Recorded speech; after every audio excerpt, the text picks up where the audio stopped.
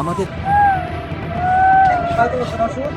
ঢাকার সাভারে চুরির অপবাদে এক শিশু গৃহকর্মীকে নির্যাতনের অভিযোগ পাওয়া গেছে। জানা যায়, শিশুটিকে ছুরি দিয়ে আঘাত সহ অমানবিক নির্যাতন করেছে স্থানীয় এক দম্পতি। এ ঘটনায় শিশুটিকে উদ্ধার করে হাসপাতালে ভর্তি করা হয়েছে।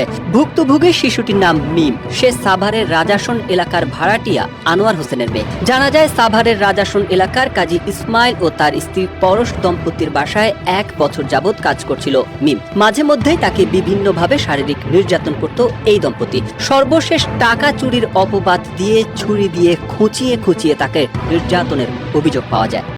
আমি নাকি ওখান থেকে 20,000 টাকা চুরি করেছি, 10,000 টাকা চুরি করেছি ওনারা বলে, কিন্তু আমার কোনো নেই।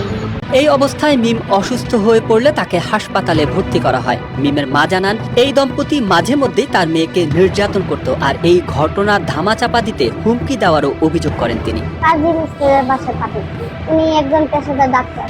আমার মেয়েকে আমার কাছ থেকে নিয়ে গেছে একটা সুস্থ সবল মেয়ে নিয়ে গেছে। আমার বাসার এলাকার মানুষ সবাই দেখছে আমার মেয়েটা কত ভালো ছিল আর কি, পুরো মুখে যেমন সারা শরীরে স্পট এরকম ছিল না।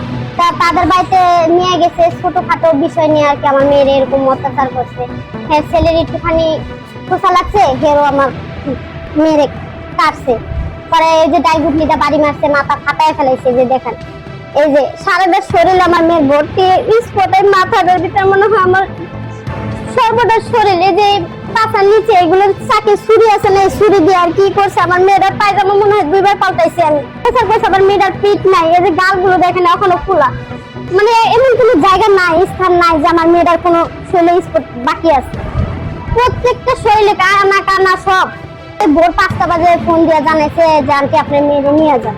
আমিও ওই সময় সকালবেলা গেছি, যাওয়ার পরে আবার আমার সামনে কি করছে, আমার মেয়ের চোখ গরম হয়েছে। আমি সেটা আর কি বুঝতে দেয়নি, তাদের মানে ভয় দেখাইছে যে আমার মেয়ে কিছু না বলতে পারে। এ ব্যাপারে সাভার উপজেলার স্বাস্থ্য ও পরিবার পরিকল্পনা কর্মকর্তা ডাক্তার সাইমুল হুদা বলেন, ভুক্তভোগীর সারা শরীরে নতুন ও পুরাতন ভোঁতা এবং ধারালো অস্ত্রের ক্ষত রয়েছে। তাকে হাসপাতালে ভর্তি করা হয়েছে। সুস্থ না হওয়া পর্যন্ত সে হাসপাতালে ভর্তি থাকবে। আমরা দেখলাম, আমাদের ইমার্জেন্সি মেডিকেল অফিসার দেখেছেন, আমি নিজে দেখেছি, তার সমস্ত শরীরে মাল্টিপল ও স্কার মার্ক রয়েছে এবং তার শরীরের সব জায়গায় মনে হয়েছে যে তাকে আঘাত করা হয়েছে বিভিন্ন ধরনের ভূতালু এবং ধারালো অস্ত্র দ্বারা, যন্ত্রপাতি দ্বারা।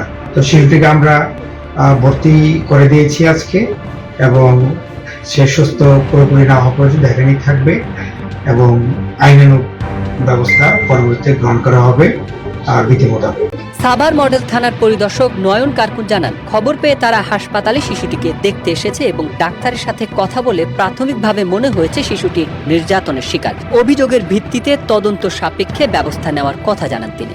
আমরা আজকে যে একটা ভয়াবহ অভিজ্ঞতার সম্মুখীন হলাম বা পরিস্থিতি দেখলাম, আসলে আমরা কর্তৃপক্ষ ডাক্তারদের সাথে কথা বলেছি, সবগুলি বিভিন্ন সময়ে আঘাতের চিহ্ন, প্রাথমিক না হোক পূর্বে থেকে এবং দীর্ঘমেয়াদী যেগুলি আঘাতের চিহ্ন। বিশেষ করে আসলে বিভিন্ন সময় থেকে দীর্ঘদিন থাকার পরে প্রতিনিয়তই নির্যাতন করা হতো এবং আমরা আপনাদের নতুন খবর পেয়ে ওদের ফ্যামিলির সাথে যোগাযোগ করছি।